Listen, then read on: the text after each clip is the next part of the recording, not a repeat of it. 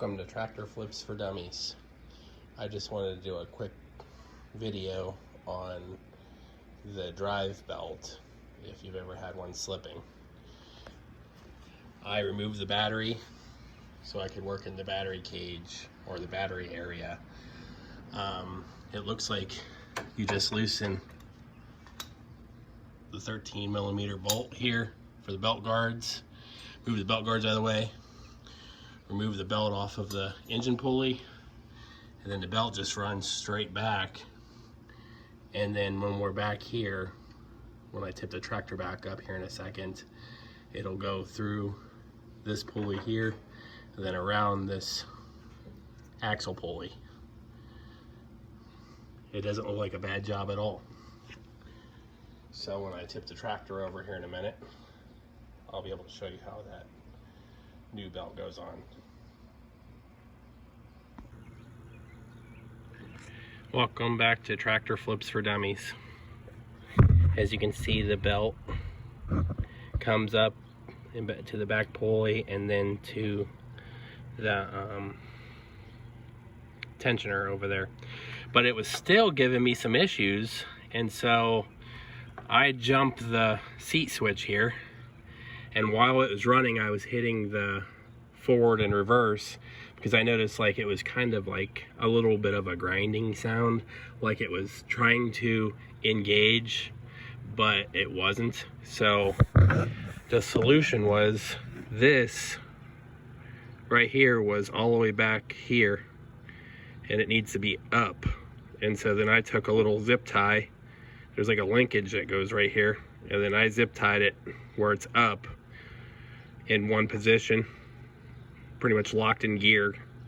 And we'll take it for a test drive, but no more grindy gears. It goes forward and reverse nice and smooth. No pulsation in the pedal, which I had before.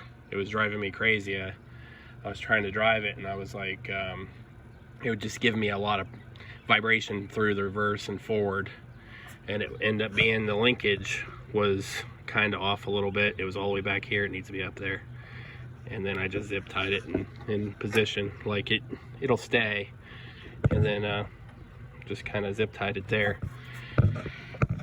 And the old belt had some wear on it, but we're talking a $15 belt, which it's, even though it had a little bit of a linkage issue, it's good just to have a new belt on there.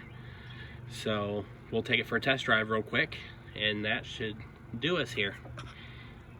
I fixed the mower.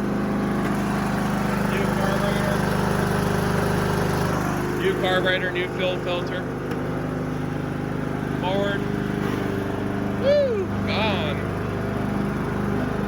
Reverse. She's fixed.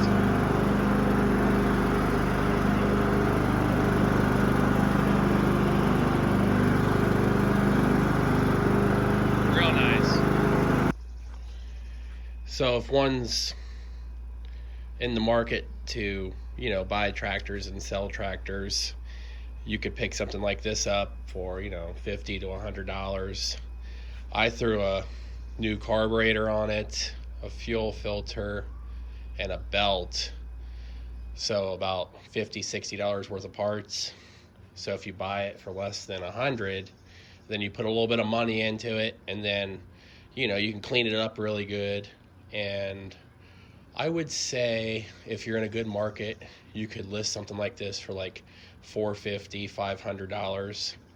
$500, which sounds high, but depending on your market, I would say a good running tractor that can cut grass is worth $350 in an average market. So you could start really high on something if it's cleaned up real nice, the motor looks good, you've done some maintenance, it's got sharp blades. Just do a little work to them and get them going again, and see if you can make a couple bucks on knowing how to do something, like basic repairs. Anyway, this has been Tractor Flips for Dummies. Thanks for watching.